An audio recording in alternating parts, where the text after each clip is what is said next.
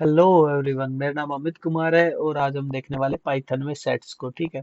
जैसा हम टपल्स और लिस्ट को देखा है, ये भी एक कलेक्शन ऑफ डेटा को स्टोर करने वाला डेटा टाइप है पाइथन में। ठीक है।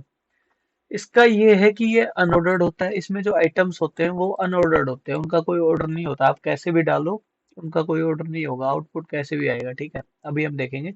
अनचेंजेबल होता है, मतलब अनचेंजेबल का मतलब ये नहीं है कि हम बाद में क्रिएट करने के बाद ऐड और रिमूव नहीं कर सकते। ऐड और रिमूव तो कर सकते हैं, लेकिन एक पर्टिकुलर आइटम को रिमूव रिप्लेस नहीं कर सकते, आप ऐसे कह सकते हो। ठीक है। और ये अनइंडेक्स्ड होता है, क्योंकि अनचेंजेबल सिर्फ अनइंडेक्स्ड की वजह से ही होता है, क्योंकि इंडेक्स ही नहीं होता तो हम कैसे चेंज करें बताओ। तो इसको क्रिएट करने के लिए हम करली ब्रैकेट्स का यूज करते हैं और कोमा से मल्टीपल आइटम को सेपरेट करते हैं। ठीक है, सिंपल सा तरीका है। ठीक है। अब जैसे देखो, हमने एप्पल बनाना चेरी डाला, लेकिन आउटपुट आया एप्पल चेरी बनाना। अब मैं दोबारा रन करूंगा इसको तो आउटपुट कुछ और ही आएगा। मतलब आइटम तीनों रहेंगे, लेकिन इनका जो ऑर्डर है वो चेंज हो जाएगा। ये देखो, बनाना चेरी एप्पल, फिर से रन करूंगा फिर कुछ और आएगा। ठीक है। तो इसका ऑर्डर नहीं होता एप्पल बनाना चेरी। ठीक है। तो इनका कोई ऑर्डर नहीं होता है। ठीक है। जैसे डुप्लीकेट्स वैल्यूज में नहीं आ सकती, ये हम देख लेते हैं। जैसे इधर हमने दो एप्पल पास किए इसके अंदर, इसने सिर्फ केवल एक एप्पल को लिया, एक को नहीं लिया। डुप्लीकेट वैल्यू इसके अंदर नहीं आएगी। आप इसमें 4 बनाना डालो सिर्फ एक ही दिखेगा, 10 एप्पल डालो सिर्फ एक ही दिखेगा। ठीक है। ये बात आपको याद रखनी है।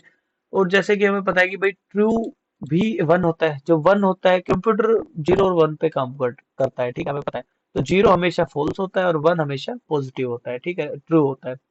तो अगर सेट के अंदर हम ट्रू और वन दोनों को डालेंगे तो ये सिर्फ एक को काउंटर करेगा, जो कि पहले आएगा। जैसे यहाँ पे ट्रू पहले आ गया तो इसने वन को रिमूव कर दिया, क्योंकि ट्रू भी वन ही होता है कंप्यूटर की भाषा में।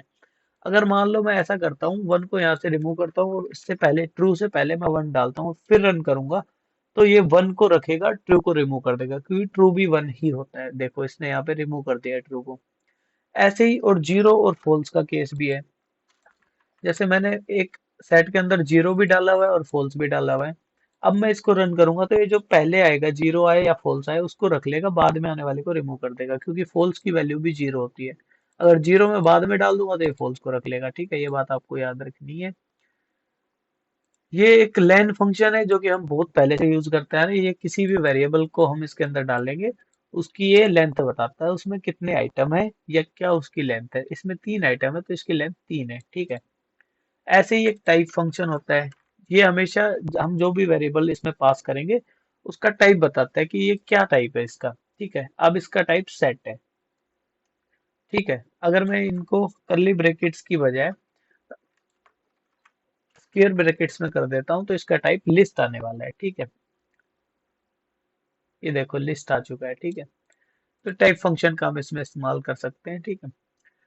और जो सेट होते हैं वो किसी भी डेटा टाइप के क्रिएट हो सकते हैं। एप्पल बनाना चेरी स्ट्रिंग के भी, इंटीजर के भी, बूलियन के भी। ठीक है। ऐसे ही हम मल्टीपल जो डिफरेंट डिफरेंट डेटा टाइप है वो यूज कर सकते हैं एक ही सेट में। ठीक है। ऐसा कुछ नहीं है कि अलग अलग ही यूज करना है। तो ये आप देख लेना। टाइप फंक्शन हमने बता ही दिया है। ये कंस्ट्रक्टर का इस्तेमाल करके हम और सेट क्रिएट कर सकते हैं। भाई, एक तो ये तरीका है कि हम करली ब्रैकेट्स का यूज करें और उसके अंदर वैल्यू डालें। ठीक है। और एक ये तरीका है कि हम सेट कंस्ट्रक्टर है, इसमें हमें डबल ब्रैकेट्स, राउंड ब्रैकेट्स का इस्तेमाल करना पड़ेगा। और ऐसे करके हम क्रिएट कर सकते हैं। जैसे मैं ऐसे, मैंने वैल्यू डाली और अब मैं रन करूंगा तो एक सेट क्रिएट हो गया जिसमें दो वैल्यू, अमित और कुमार। ठीक है। ये अनऑर्डर्ड है, इसलिए देखो मैंने पहले अमित डाला था बाद में कुमार डाला था, लेकिन ये कुछ भी दे रहा है।